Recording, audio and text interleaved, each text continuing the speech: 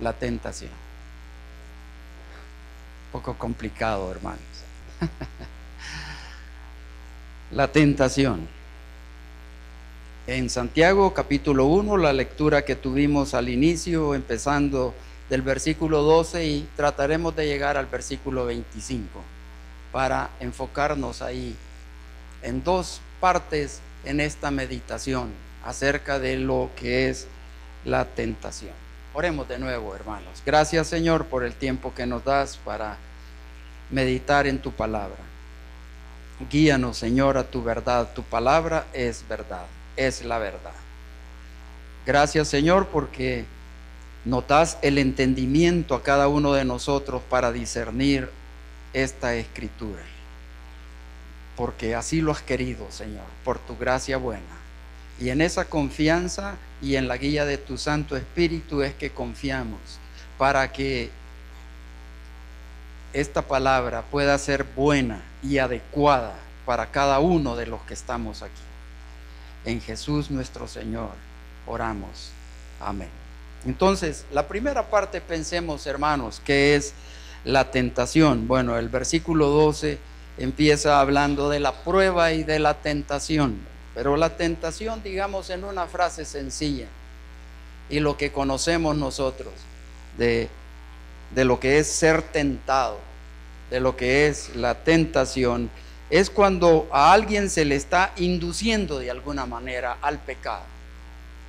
Aquí estamos hablando con personas que queremos espiritualmente entender las cosas, no materialmente. Bueno, porque materialmente no existe el pecado. Pero estamos nosotros congregados aquí porque anhelamos que nuestra alma crezca espiritualmente y porque tenemos la convicción de que nuestro crecimiento espiritual permea toda área de nuestro cuerpo, toda célula de nuestro cuerpo, y resuelve situaciones en nuestro cuerpo producto de la enseñanza espiritual, ¿no? Y del entendimiento espiritual. Así es que también Santiago habla de lo que es la prueba y lo que es la tentación. Son dos cosas que aparentemente están relacionadas, pero son dos fuentes totalmente distintas. Ya en el versículo, en el capítulo 1, el versículo 2, Santiago, al escribir esto, digamos, lo que llamamos aquí la epístola de Santiago, en la escritura que está aquí, habla de la prueba. Pero hay que reconocer que tanto la prueba como la tentación tienen algo común, y es la resistencia del que la tiene. O sea que la provisión, el aporte humano es resistir tanto la prueba como resistir tanto la tentación. Miren, eso sí es común. O sea que los creyentes en Cristo Jesús, que vamos a ver este pasaje desde un punto espiritual, en el entendido que eso afecta toda nuestra vida, tenemos que entender que la exigencia es, en primer lugar, resiste, hermano. Eso es lo que yo encuentro en el consejo de la palabra para mí al estudiar en esto. La resistencia, el soportar, el aguantar y el confiar en estas situaciones, en estos eventos. Un poco más acerca de la tentación, pues es la instigación que induce el deseo de hacer algo. Es una instigación, es una inducción. Puede tratarse de alguien, de una persona, la que produce ese estímulo. Una persona puede producir el estímulo para la tentación. Puede ser una cosa, miren, inanimada, pero produce un estímulo para la tentación. O puede ser también una circunstancia, un evento en la vida. Miren, a veces circunstancias que somos ajenos, totalmente ajenos, pero nos induce. ¿A qué nos induce? Al pecado, que es faltar a Dios, romper el mandamiento. Todos hacemos mandamientos, ¿no? Vivimos bajo mandamiento. Yo me acuerdo cuando me casé aquí, ¿verdad? Aquí en este lugar, Ante esta iglesia todavía no estaban mis hijos en ese entonces. Qué tremendo descubrimiento.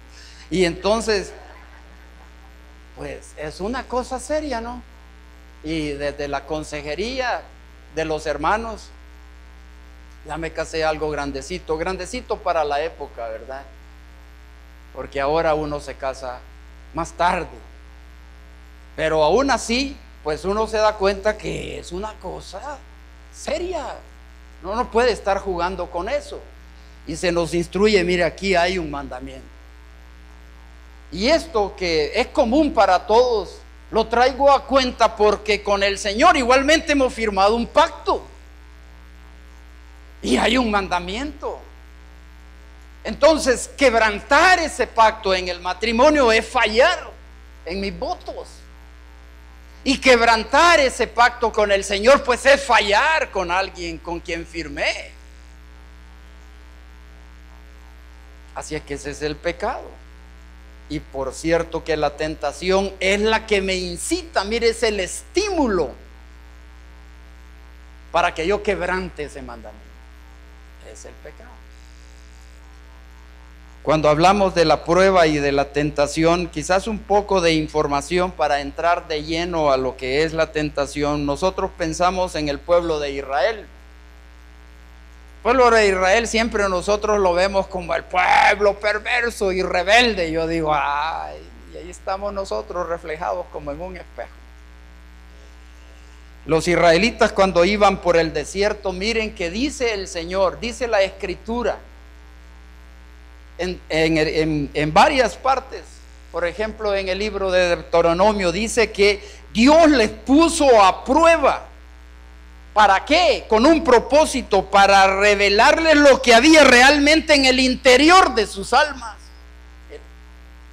Ay, dijo, qué duro es eso. Que me pongan a prueba a mí para ver qué hay lo que interiormente tengo. Así fue con el pueblo de Israel.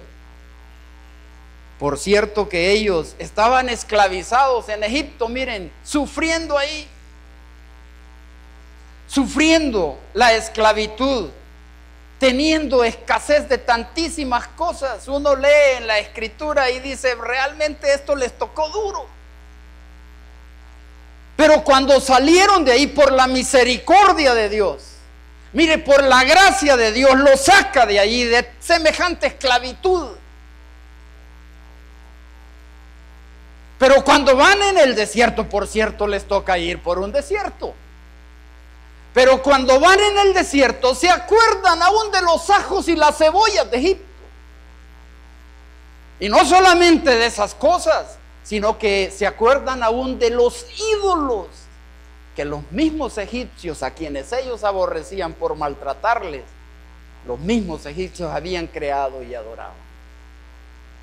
Por eso Dios los prueba, dice, para que ellos se den cuenta lo que tienen adentro. Lo mismo es cierto con nosotros, ¿verdad, hermanos? Digamos cosas sencillas a veces. El mal genio, lo que hay en mí. El mal genio, las situaciones depresivas o las palabras negativas que las sacamos. No, hermano, está hablando a creyentes, no les diga eso. Lo que hay. La prueba de Dios es para fortalecer, miren, para fortalecer. Lo que Dios quería con Israel es que se fortalecieran en su confianza en Él. Lo que Dios quiere con la prueba tiene un propósito positivo para nosotros, fortalecer nuestra convicción de fe, hermano, en quién hemos creído, qué creemos. Pero es distinto a la tentación, porque la tentación precisamente es inducida por los enemigos del creyente. Ustedes conocen cuáles son los enemigos del creyente, incluido el mismo Satanás. Y tiene la intención, como hemos estado diciendo, de destruir al creyente. Dos cosas bien distintas. Dice, para ambas cosas, porque se trata de resistir, el versículo 2, que se nos va a dar una corona de la vida. Es que este es un pacto, hermano. Es un pacto. Si yo no quebranto el pacto con mi cónyuge, yo tengo una recompensa. Tengo una recompensa porque me evito de tantísimos problemas, tanto entre nosotros como en las generaciones que vienen de nosotros. Mire que también el Señor, como aquí es un tratado, hermanos, es un acuerdo. Y cuando hay un pacto, cuando hay un acuerdo, pues hay recompensa al que lo cumple. Y el Señor no escapa de eso al escribir y hablarnos de estas cosas tan delicadas. Y dice que el que aguante estas cosas, si yo resisto la prueba, si combato la tentación, dice que se me va a dar la corona de la vida. Y como dice Apocalipsis, no temas en nada lo que vas a padecer. Sé fiel hasta la muerte y yo te daré la corona de la vida. ¿Cuál será esa corona, hermano? Será algo tan especial.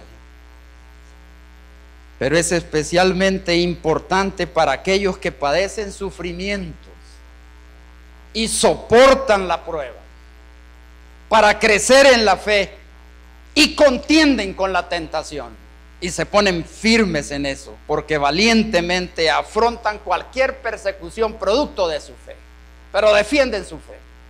Dice que va a haber una recompensa, porque esto muestra el invariable amor a Dios. La idea aquí es encontrar cuánto amo yo a Dios. Y si mi amor por Dios es invariable a cualquier circunstancia, Dios nos prueba para ver si soy invariable en mi amor con Él. Y la tentación, el resistir a ello, el contender, el luchar, también es una oportunidad para que yo crezca en mi invariable amor a Dios. Miren, producto del pacto con Él. Esta muestra es fundamental en la fe cristiana, hermano. No hay duda de ello. Por eso es tan importante reflexionar en eso. Así que el versículo 13 dice: cuando alguno es tentado, no diga que es tentado de parte de Dios, porque Dios no puede ser tentado por el mal, ni Él tienta a nadie. La inquietud aquí es, bueno, cuando algo malo nos sucede, hermanos, estamos hablando a creyentes aquí, ¿verdad? Pero por sí, nosotros llegamos a pensar esas cosas también. Cuando algo malo sucede, el ser humano a veces tiende a decir, bueno, si Dios creó el mal también, pues esa es la discusión aquí en la carta de Santiago. Si es que Dios creó todas las cosas, entonces Dios creó el mal. Al final Dios es responsable por el mal que yo enfrento. Ese es el tema aquí. Cuando alguno es tentado, no diga que es tentado de parte de Dios, porque uno tiende a decir, bueno, si esto me está pasando, es responsabilidad de Dios, porque Él lo ha permitido y Él así lo ha querido. La respuesta aquí, como hemos visto en versículo 13, es categórica. Dios no puede ser tentado por el mal, ni Él tienta a nadie. Pero la disyuntiva del hombre siempre está allí. La decisión que el hombre puede tomar ante quebrantar el mandamiento divino. Los mandamientos de Dios son claros. El hombre quebranta el mandamiento y tiene una decisión ahí. ¿A quién responsabiliza? El hombre tiene la disyuntiva, y el creyente en Cristo Jesús a la verdad que lo tiene también. El creyente en Cristo Jesús, que somos seguramente todos los que estamos aquí, pero si usted no ha creído en Cristo Jesús como su Señor y Salvador, igualmente está ante esta disyuntiva y mucho más serio. El hombre o asume su responsabilidad. Mire, la idea es que el hombre asuma su responsabilidad, ¿verdad? Si yo quebranto mis votos aquí, tenemos que asumir nuestra responsabilidad. No es que un tercero, pues sí, era la inducción, mire, la inducción. Pero el que quebrantó el mandamiento soy yo o es ella. Al final somos ambos. O asumimos la responsabilidad, o igual le echamos la culpa a Dios y decimos, bueno, esto Dios lo permitió. Si Él hubiera querido, no me hubiera dejado hacer el mal.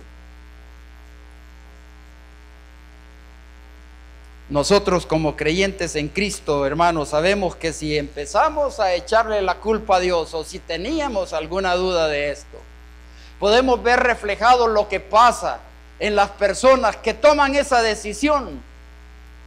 Sus decisiones de pecar, de quebrantar los mandamientos de Dios, al echarle la culpa a Dios, el ser humano queda en un callejón sin salida, hermano, porque es dominado por este pensamiento, no tiene salida. ¿Quién puede sacarlo de eso? Dice el versículo 14, yendo un poco más sobre este tema, acerca de qué es la tentación. Dice, sino que cada uno es tentado, mire, más bien cada uno es tentado. ¿Cuándo? Cuando de su propia concupiscencia es atraído y seducido. Ah, es que está el acecho. Bien es el pasaje bíblico que recordamos en este momento, mire hermano. Cuando dice que es como un león rugiente. Como un rugiente. Y dice aquí que somos atraídos, somos seducidos. A mí me da la idea que esto es, somos cazados, somos pescados.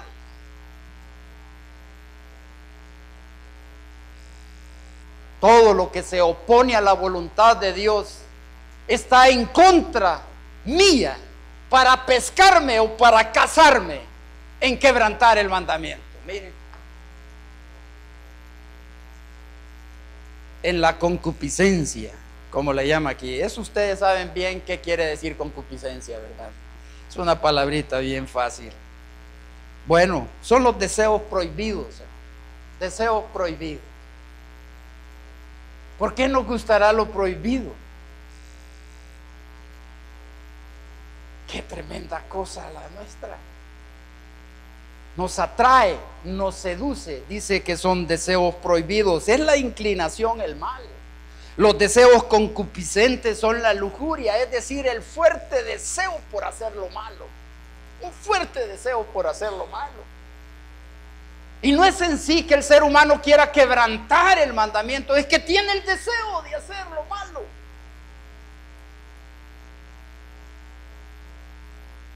El pecado entonces encuentra un terreno fértil en el corazón del hombre. Mire, y el pecado toma ocasión a veces por el mismo mandamiento. Es que el mismo mandamiento a veces es tomado como ocasión para que nosotros rompamos ese mandamiento y cedamos a la tentación. Uno puede ver desde el principio, hermano, desde el principio cuando estaba Eva allá en el huerto de Edén, algo que afectó nuestras vidas para siempre. Mire, una sola decisión, no sé si fueron segundos, no sé si fueron horas, no sé si fue una acción que fue trabajada por el mal, no lo sé. Solo entendemos la porción de la escritura cuando se le dice a Eva que está ahí, con que Dios te ha dicho, ¿no? Con que Dios te ha dicho, con que Dios te ha puesto este mandamiento, quebrántalo. Y lo quebrantó. El proceso es ese precisamente, es como el cebo que está puesto. Como dice el libro de Proverbios, advirtiendo a los hombres. ¿Por qué será que a los hombres nos advierte? Que dice que la mujer extraña pone el cebo, ¿verdad? ¿Por qué será? ¿Por qué no dice ahí otra? Bueno, es para todos. Pero el proverbista está preocupado seguramente por sí mismo y conoce su debilidad. Y es como el cebo puesto, ¿verdad? Y el cebo está puesto ahí para cazarme, para pescarme, para seducirme, para atraerme. Eso dice aquí la Escritura, en versículo 14. Y entonces, si la voluntad mía, mire, ahí está mi responsabilidad. Si la voluntad mía lo permiten, consumado es. Todo está hecho. Todo está hecho. El pecado, como dice la misma palabra en otros eventos, está a la puerta. Y el pecado, cuando entra, como decimos en buen salvadoreño, hace de las suyas, como Juan por su casa. Entra y sale. Y produce, versículo 15, produce muerte, es decir, muerte espiritual, tristeza espiritual, decaimiento en la fe. Creyentes en Cristo Jesús, tristeza, alejamiento, indiferencia. Indiferencia al consejo de Dios, indiferencia a la comunión, indiferencia a hacer lo bueno, indiferencia a cambiar la situación. Produce muerte, y muerte espiritual es un alejamiento espiritual. Y terminamos esta primera parte ahí en versículo 15. Entonces la concupiscencia, después que ha concebido, da a luz el pecado, y el pecado, siendo consumado, da a luz la muerte. Mire, ¿qué puede hacer el mal deseo? Pues se apodera de nuestra mente, y luego aparece la concupiscencia para dar su fruto, el pecado, y esto último, como hemos dicho, la muerte. Pero lo serio que vi aquí, hermano, que me dejó de una pieza, porque confirma lo que dicen los evangelios, es el momento en que se peca. Miren, según el versículo 15, ¿en qué momento se peca? Vea su versículo ahí, vea su Biblia. ¿En qué momento se peca? Dice, entonces la concupiscencia, es decir, el mal deseo, después que ha concebido, o sea, después que ha sido tratado en la mente, está la tentación para atraerme, para seducirme. Y después que es tratado en la mente, mire, cuando es tratado por mí, maquinado interiormente, entonces en ese momento está el pecado. Mire que está antes de la consumación del hecho. Bien decía el Señor en los evangelios, de tal manera que uno debe estar muy atento a eso para no ser quebrantado espiritualmente. Porque dice la Escritura que si nosotros tenemos pecado, debemos confesarlo al Señor para que haya tranquilidad en nuestra alma. Mire, y el pecado está cuando en mi mente es concebido el hacer las cosas antes de consumarlas. Porque muy bien dice este versículo, y el pecado, dice, siendo consumado, mire, da a luz la muerte. Aquí está entonces, hermanos, la gran oportunidad para el creyente. Yo cuando vi esto dije, esto está duro para mí, ¿verdad? Está duro. Pero digo yo, esta es la oportunidad para buscar el socorro de Dios, el socorro de Dios, el socorro de Dios. Cuando la concupiscencia intenta convencer a mi voluntad para que ceda al pecado, ahí está la oración modelo. Por eso es que la oración modelo dice exactamente esto: no nos dejes caer en tentación, líbranos del mal. A ese no. Cada día, hermano, hermana, cada día, y confesando cada día. Segunda parte que queremos meditar es cómo vencer la tentación, porque hay esperanza para nosotros. Precisamente esa es nuestra lucha, hermano, esa es nuestra lucha. Ahí está el corazón de la batalla, ahí está el núcleo del compromiso con Dios, ahí está el centro de mantener una relación con Dios sana. Dice el versículo 16 y 17: amados hermanos míos, no erréis. Toda buena dádiva y todo don perfecto desciende de lo alto, del Padre de las luces, en el cual no hay mudanza ni sombra de variación. Al final, hermanos, ¿Dios es la fuente de la tentación o es la fuente de la vida? La discusión aquí que se dio con estos hermanos, quizás estos hermanos son como algunas iglesias que les encanta discutir las cosas,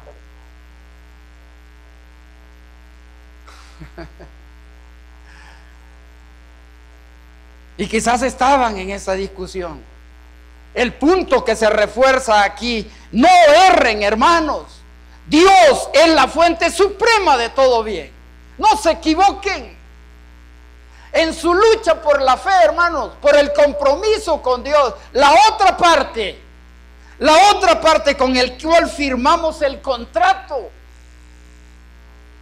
la otra parte es la fuente del supremo bien.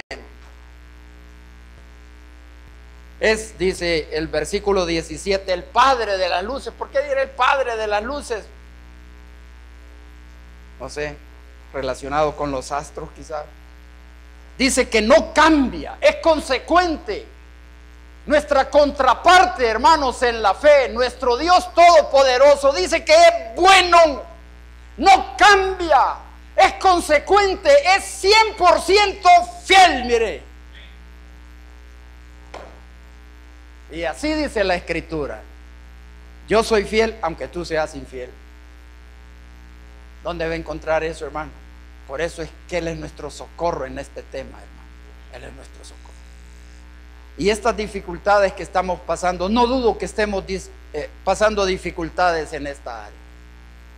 Yo creo que el 50% de aquí está pasando por prueba, y el otro 50% está pasando por tentación. Y uno de los que están aquí están pasando por prueba y tentaciones.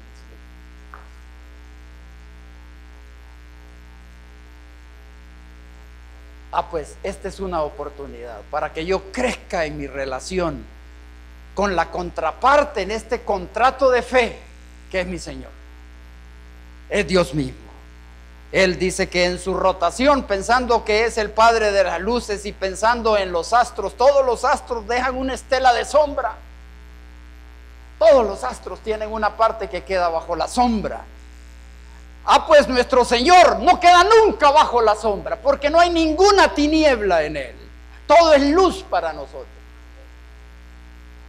A eso va concluyendo Santiago, para ser enfático a quienes aconsejaba aquí que lo que tenían del otro lado era un socorro fiel para salir de esta situación y para enfrentarla en el momento que viniera, sea prueba, sea tentación. ¿Hay esperanza? Claro que sí, porque Él es digno de nuestra confianza al 100%. No hay sombra de duda en Él. Dios es luz y no hay ninguna tiniebla en Él. Y dice el versículo 18: Él de su voluntad nos hizo nacer por la palabra de verdad, para que seamos primicias de sus criaturas. En esto debemos afirmarnos, hermanos, somos las primicias. Y las primicias es lo más delicado de la cosecha, es lo más apetecido de la cosecha. El primer elote es el más rico. Yo estoy completamente seguro, hermanos, si ustedes me invitan a tomar café, háganlo en ese momento, no me vayan a dar café viejo de hace una hora, no, ni se les vaya a ocurrir, te lo voy a calentar en el microondas. Mejor deme agua y asegúrese de darme la primera taza de café, que es la más rica. Eso pienso yo. Dice aquí que nosotros somos las primicias, lo más delicado de la creación de Dios. ¿No le da ganas de que se le salga un par de lágrimas, hermano? En medio de lo que estábamos viendo aquí tan duro de la tentación. ¿Qué cosa? Porque la extensión de su misericordia para conmigo es de tal manera que me hace ver que estoy listo para que otros vengan a través mío a entender estas cosas. Y eso es lo que dice el versículo 18. Para que otros vengan a ver por qué. ¿Por qué es esto? Porque Él lo quiso.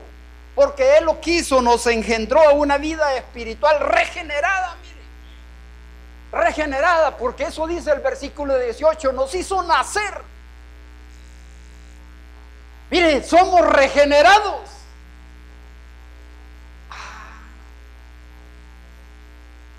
Por eso el libro de Romanos desarrolla este tema, que se ve delicado ahí en su desarrollo en el libro de Romanos, pero dice, mire, ustedes han salido de la esclavitud, del poder del pecado.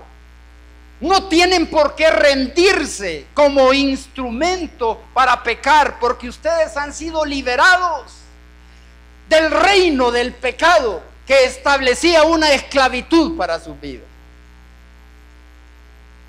Y dice, ustedes son nuevas criaturas. Es el inverso de la concupiscencia. Miren, cuando estábamos hablando de la concupiscencia, yo creo que ustedes decían, ¿y cuándo va a terminar este hermano? Ya quedó claro, pues. Siga con el otro punto. Porque la concupiscencia es un parto de muerte. Mire, su parto es destrucción, dolor, angustia, separación, alejamiento, soledad. El pacto que hicimos con el Señor es un parto de gracia. Es un parto de gracia, de misericordia. Y por cierto que ha sido gratuito. Mire, cuando uno firma un contrato, a uno entrega una fianza y un fiador, ¿verdad? Y si no puedo yo, lo van a traer a él. Por eso es que dice la Escritura, no salga fiador de nadie. Porque decimos esto porque en el contrato que Dios quiso hacer por su gracia conmigo y con usted, hermano, no hubo necesidad de fianza ni de fiador. Todo don es excelente de Él. Todo don viene de Él. La concupiscencia, el pecado viene de nosotros. Mire, viene de nosotros. Nosotros decidimos, ya vimos eso. Es nuestra decisión ceder. La concupiscencia, el cebo, la atracción, la seducción, el estímulo, siempre van a estar ahí. Siempre van a estar ahí.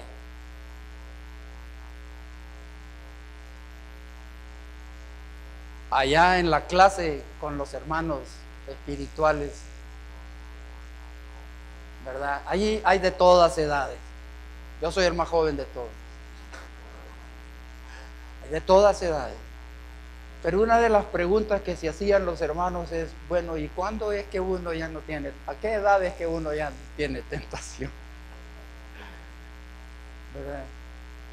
Y los hermanos mayores decían, nunca. Cosa. Ahí va a estar siempre. Ahí va a estar siempre. Es mi decisión, es la voluntad. Si bien hay un estímulo para nosotros, hermanos, nosotros debemos buscar los estímulos de la fe. Debemos buscarlo porque es una lucha, es una tarea. Mi tarea es buscar los estímulos porque ahí están. ¿Por qué pensar entonces, según lo que desarrolla aquí Santiago, que Dios me incita al mal? Si Él es la fuente de bondad infinita, Él pone la semilla de vida que ha hecho posible la regeneración en mí. Mire, puso una semilla ahí. Mis padres originales y los padres de la humanidad nos pusieron una semilla de muerte. Vino Jesucristo en la cruz del Calvario y puso una semilla de regeneración, anulando la primera semilla y perdiendo todo su efecto, haciéndonos la regeneración unas nuevas criaturas. Se hace necesario una fe activa, hermano. Una fe activa. Dice el versículo 19 y 20. Por esto, mis amados hermanos, y nos llama amados, mire, para que tengamos consuelo en esta palabra. Por esto, mis amados hermanos, todo hombre sea pronto para oír, tardo para hablar, tardo para airarse, porque la ira del hombre no obra la justicia de Dios. Mire, debemos vencer con esto la tentación. Con el consejo en esta área, debemos ser prontos para oír la palabra, hermanos. Aquí está el escuchar la palabra, es el estímulo para ser vallado al estímulo de la concupiscencia, de la tentación. Y dice aquí la Escritura: sean prontos para escuchar, sean prontos. Lo que me quiere decir aquí: no seas indiferente a escuchar la palabra, escúchala, búscala, inquiere en ello. Y es necesario que sea lento, tardo para hablar, mire, y tardo para airarme. ¿Qué quiere decir esto? No erremos, hermanos. La palabra debe ser escuchada, y debe ser escuchada en recogimiento y en humildad. A veces las personas que consideramos más sencillas y poco preparadas son las que pueden tener la palabra para nosotros. Debe ser escuchada con recogimiento y en humildad. No se equivoquen metiéndose en discusiones apasionadas. Eso quiere decir: sean tardos para hablar. No se apasionen en discusiones, escuchen la palabra con humildad. Eso es. No la argumenten más de la cuenta. Inquieran en ella personalmente. Sean diligentes personalmente. Investiguen personalmente. Pero no se entrometan en discusiones que lo que van a conducir seguramente es a pleito o a ira. Y dice el versículo 22 a 24: pero sed hacedores de la palabra, y no tan solamente oidores, engañándoos a vosotros mismos. Porque si alguno es oidor de la palabra, pero no hacedor de ella, este es semejante al hombre que considera en un espejo su rostro natural. Seguir a Cristo, hermanos, este es el consejo con que está terminando este pasaje. Seguir a Cristo, a ser vallado contra la tentación. Hay que escuchar la palabra. Pero seguir a Cristo va más allá del mero oír. Va más allá del mero oír. Ante el modelo de Cristo y la exigencia de la palabra, hermano, el hombre ha de reconocer su ligereza, sus debilidades, sus deformidades. Pero cuando se retira de la palabra, debe seguir manteniendo su compromiso con el Señor. Hermanos, si queremos hacer frente a estas situaciones difíciles por las que atravesamos, si queremos ser fiel en el contrato que el Señor por su misericordia nos ha dado, debemos escuchar la palabra, pero debemos hacer hacedor de ella. Mire, eso es el consejo de Santiago aquí. Que no basta con el oír, hay que vivir de acuerdo a ese mandamiento. Terminamos ahí con el versículo 25. Mas el que mira atentamente en la perfecta ley, la de la libertad, y persevera en ella, no siendo oidor olvidadizo, sino hacedor de la obra, este será bienaventurado en todo lo que hace. Es de someterse voluntariamente al control de la palabra. Eso. Y la gran promesa aquí, hermanos, ¿cuál es al final del versículo 25? Todo lo que hace. Será bienaventurado en todo lo que hace. Puestos en pie, hermanos, vamos a orar.